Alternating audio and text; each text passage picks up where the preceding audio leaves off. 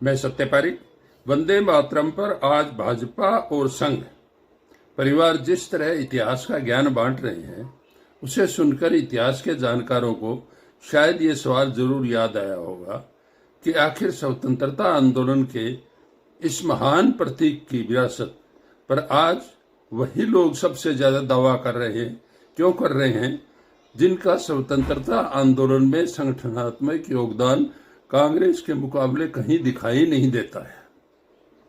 चित्तौड़गढ़ में केंद्रीय गृह मंत्री अमित शाह ने कांग्रेस पर वंदे मातरम का अपमान का आरोप लगाते हुए इसे राजनीतिक मुद्दा बनाया, लेकिन इतिहास को राजनीतिक भाषणों से नहीं बदला जा सकता।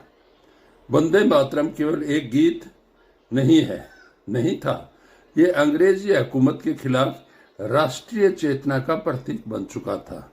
1896 में के कलकत्ता कांग्रेस अधिवेशन में पहली बार कांग्रेस के मंच से वंदे मातरम गूंजा।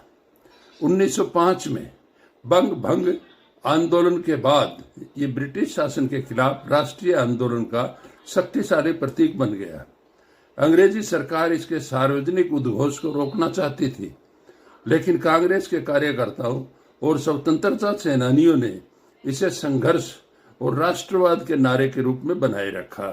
1937 में कांग्रेस के भीतर इस बात पर गंभीर चर्चा हुई कि वंदे मातरम का किन अंशों को सार्वजनिक राष्ट्रीय कार्यक्रम में रखा जाए, यानी कांग्रेस के भीतर इस गीत को लेकर बहस भी हुई और उसके राष्ट्रीय स्वरूप को लेकर निर्णय भी लिया गया।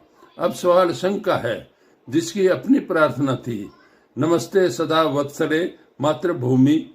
आरएसएस आज अपने इतिहास में 1930 के जंगल सत्याग्रह और 1942 के भारत छोड़ो आंदोलन में कुछ स्वयं सेवकों का उल्लेख करता है, लेकिन सवाल ये है कि क्या कुछ स्वयं सेवकों की व्यक्तिगत भागीदारी को कांग्रेस के नेतृत्व में चले व्यापक स्वतंत्रता आंदोलन की बराबरी में रखकर वंदे मातरम की ऐतिहासिक विरासत पर दावा किया जा सकता है?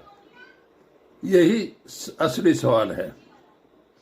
अमित शाह को वंदे मातरम पर बोलने का पूरा अधिकार है, लेकिन इतिहास को राजनीतिक सुविधा के अनुसार प्रस्तुत करने का अधिकार किसी को नहीं है। आज कांग्रेस से वंदे मातरम का हिसाब मांगने वाले पहले ये बताए कि स्वतंत्रता आंदोलन में उनकी अपनी राजनीतिक विरासत क्या थी। आप मेरे